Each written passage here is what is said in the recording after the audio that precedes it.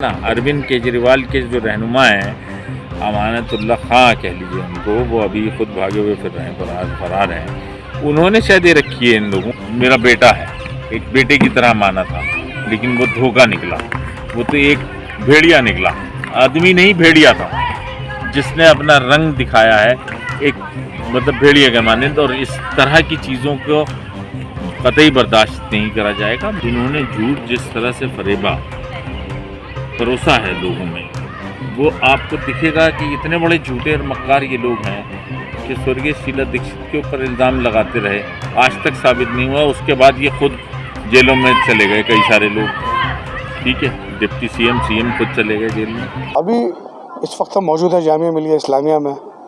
हम कहेंगे अपने सहयोगी से कि वो दिखाएं आपको जामिया का कैंपस, और इस कैंपस में जो ग्राउंड आपको नज़र आ रहा है यहाँ पे, और इस कैंपस में ये बच्चे खेलते हुए नज़र आ रहे हैं। ये बच्चे खेलकर कैसे बड़े होते हैं, उन बच्चों का फ्यूचर जामिया मिलिया इस्लामिया की चार दीवारी में रह जाता है या उससे बढ़कर भी आगे जाता है। ऐसी जामिया मिलिया इस्लामिया के एक स्टूडेंट सैयद फौजुल अजीम साहब से मुलाकात करेंगे, जो कि एक सोशल एक्टिविस्ट हैं, और इस सोशल एक्टिविस्ट के लिए काफ़ी कुछ एक जाना माना चेहरा है ओखला विधानसभा से भी।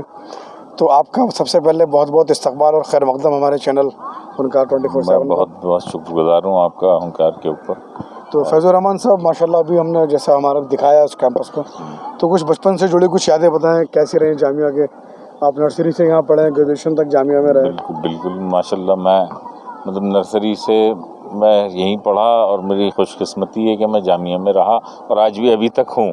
सबसे बड़ा अल्हम्दुलिल्लाह, सबसे बड़ा मेरे लिए ये एक प्लस पॉइंट है कि मैं यूनिवर्सिटी के अंदर आज भी जुड़ा हुआ हूँ टीचर्स और स्टूडेंट्स सबसे।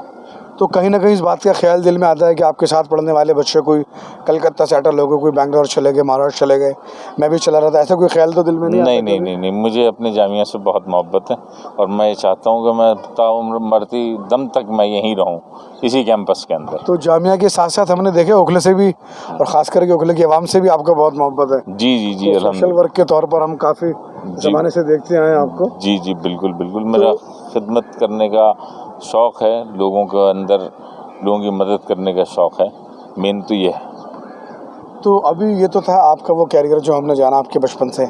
अभी जब आपने ग्रेजुएशन क्लियर की और उसके बाद क्या करने के लिए सोचा आपने ग्रेजुएशन के बाद कि मुझे क्या करना चाहिए? एक अच्छा मतलब कुछ अच्छा समाज के अंदर कुछ बेहतर करने के लिए, बस हमारे घर की तरबियत ये रही कि लोगों का किस तरह आप भला कर सकते हैं, ये मेन कंसर्न था। अच्छी नीयत से, गलत मुझसे नहीं, नीयत अच्छी होनी चाहिए आपकी सबसे। तो आपको क्या नज़र आया उसमें कि अच्छा कुछ करें, तो उसके लिए क्या लगा आपको, क्या करना चाहिए? बस लोगों की मदद सबसे पहला काम, अच्छे नीयत से लोगों की मदद करना, लोगों को बुरे और वक्त में खड़े रहना। अच्छे वक्त में तो हर कोई खड़ा होता है, लोगों को बुरे वक्त में खड़ा होना। अच्छा, अगर कोरोना काल के बारे में पूछो तो उस ज़माने में आप यहीं थे, आपने क्या किया आवाम के लिए? ये तो मतलब मेरा अल्हम्दुलिल्लाह मैं शुक्रगुजार हूँ बहुत कि मुझे अल्लाह ताला ने मेरे से खिदमत ली, उन लोगों के लिए ली जिन लोगों के लिए मैंने काम किया। लोगों को मतलब बहुत सारे एग्जाम्पल्स अब मैं क्या बताऊँ उसमें। अच्छा। लोगों को पहुँचाना, खाना खिलवाना, राशन पहुँचवाना, बहुत सारी मदद की अल्हम्दुलिल्लाह। तो जो कोरोना काल का भी आपने बताया, उस ज़माना का भी मुश्किल वक्त था वो, उसके बाद अल्लाह ने सबने देखा कि भाई क्या हालात रहे, पूरी दुनिया के रहे वो। तो अब ये बताएं, ओखला के जो आप 2003 से लेकर जब आप युवा थे और अभी भी युवा हैं, हमारे देश भारत में 50 वर्ष तक युवा ही रहते हैं सब, तो क्या लगता है कि इन 20 साल की राजनीति में ओखला की क्या उतार चढ़ाव देखा आपने? ओखला की सबसे पहले तो मैं ये कहूँगा कि जो ओखला था, ये ओखला में बहुत डिफरेंस आ गया, ठीक है। आप उसको दूसरा एक वैसे पॉलिटिकल लोग तो ये कहेंगे कि सब आबादी बढ़ गई, तो आबादी तो हर जगह बढ़ी है, यहीं नहीं है, हर जगह बढ़ी है। उसको उसके अलावा रहनुमा एक मेन इम्पॉर्टेंट होता। उस ज़माने में एक हमारी कांग्रेस के एक विधायक थे, उन्होंने बहुत बेहतर इस इलाके को रखा हुआ था, बहुत अच्छे तरीके से संवार हुआ था मतलब। और हम जिस तरह से देख रहे हैं कि आज की डेट में ओखला एक सड़े हुए खाने के मानंद हो गया, तो उसको संवार नहीं पाए 10 सालों में। ये अरविंद केजरीवाल का एक बहुत बड़ा रोल है। 5 ऐसी चीज़ बताएं अर्शी भाई जो आपने उस कांग्रेस के ज़माने में देखी, जो आम आदमी पार्टी के ज़माने में वो धराशायी हो गई। कोई फ़र्क, ऐसे फ़र्क बता दें, कोई 5 फ़र्क या 2 फ़र्क आपने। सबसे बड़ा तो फ़र्क इनका झूठ का है।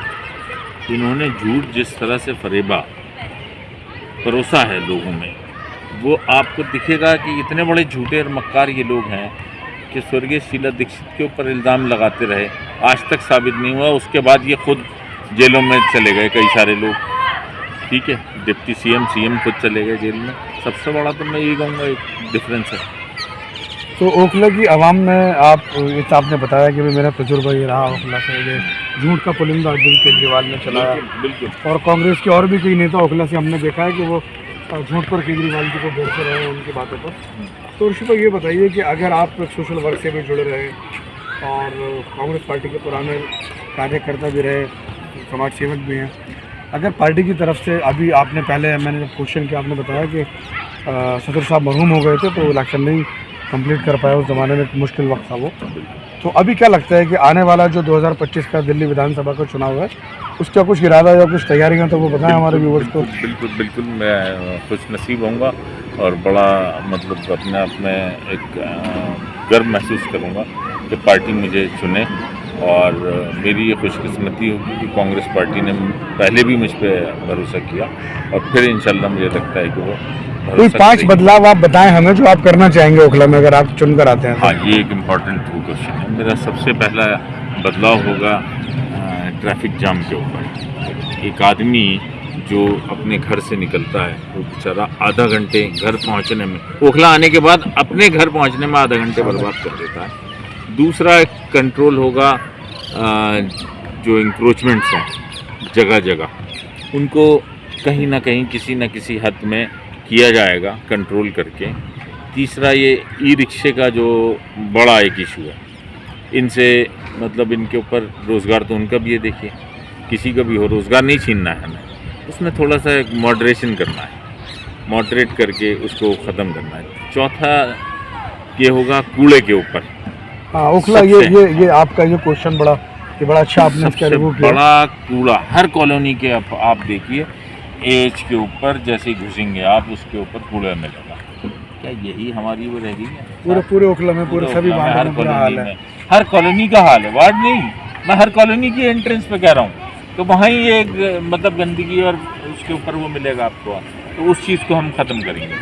और भी कई सारे एक बचा है, एक और तो मैं बहुत सारी चीज़ें हैं, एक उसमें सारी चीज़ें आपको क्या क्या गिना दूंगा, आप कहेंगे कि ये तो पूरी, तो मसले बहुत हैं और 5 चीज़ों में उसको डिफाइन नहीं किया जा सकता, बहुत नहीं कहा जा सकता, बहुत मसले हैं। सबसे बड़ा और भी है धूल का है, जैसे कि हम धूल का ख़त्म करने का काम करेंगे, ग्रीनरी बढ़ाने का काम करेंगे जो इस इलाके में सबसे कम है। सर एक बड़ा मसला है आपके ओखला में, ये जो डेमोलाइज हो रहा है यहाँ पर, बहुत लोग इसका जो है, पर मैंने अभी एक पोस्टर भी निकाला था, हाँ। उसमें सारे मुद्दे लिखे हुए हैं, पूरे हर वार्ड में लिखा हुआ है, हर वार्ड में लगवाए मैंने, 1,000 पोस्टर हर वार्ड में लगे हैं। पूछती है दिल्ली कहाँ है दिल्ली सरकार, तो उसमें लिखा है कि नशा ये जो खोरी है युवाओं की, आप कह रहे हैं ना कितने 5 मुद्दे, मैं 10 गिना दूंगा। डेमोलाइज के बारे में क्या कहेंगे? जो हो रहा है ये गलत हो रहा है, बिल्कुल गलत हो रहा है, बिल्कुल ऐसे माफिया। जिम्मेदार कौन है इसका?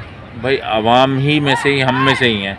अब रहनुमा की गलती है, ठीक है ना, अरविंद केजरीवाल के जो रहनुमा हैं, अमानतुल्लाह खां कह लीजिए उनको, वो अभी खुद भागे हुए फिर रहे हैं, फरार हैं, उन्होंने शायद ये रखी है इन लोगों को। और बहुत सारे कब्जे भी यहाँ पर सुनने के लिए आते हैं, आए दिन खबरों में आप देख सकते हैं कब्जे हो रहे हैं और बिल्डिंगों में सब 420 चल रही है, फरे हो रहा है, उसके बारे में क्या कहेंगे? वो तो उन्हीं के सब, मैं क्या कहूँ, सारी चीज़ें नहीं बोले आप हमारे चैनल पर बोले। बिल्कुल मैं कहूँगा कि वो उन्हीं के इर्द गिर्द घूमने वाले लोग इस तरह के काम कर रहे हैं, जो विधायक के इर्द गिर्द घूमते हैं, उनके यही सब काम है। आप देख सकते हैं हर जगह लोग परेशान हैं, लेकिन करें तो करें क्या बेचारे, क्योंकि उनकी परेशानी ये है कि वो उनका रहनुमाई गलत है और गलत के साथ फरार है, गायब है, कस्टडी में है। क्या मैसेज देना चाहेंगे आप उनको, बताएं? मेरा यही है कहना कि अपने कीमती वोट को देखभाल कर दें, इस तरह ना बर्बाद जज्बात में ना बहें, क्योंकि जज्बात में पिछली बार आपने अरविंद केजरीवाल को दिया, 10 साल में आपने देख लिया किस तरह का बदलाव आया है, हिंदू मुस्लिम कितना बढ़ गया है, ठीक है। और एक सबसे बड़ी चीज़ के जो अरविंद केजरीवाल ने खुद गैप करा था मरकज़ में लेके, अनाउंसमेंट अलग कि ये मरकज़ के कोरोना काल के जो इस वो थे, सबसे ज़्यादा वहीं से गैप शुरू हुआ था।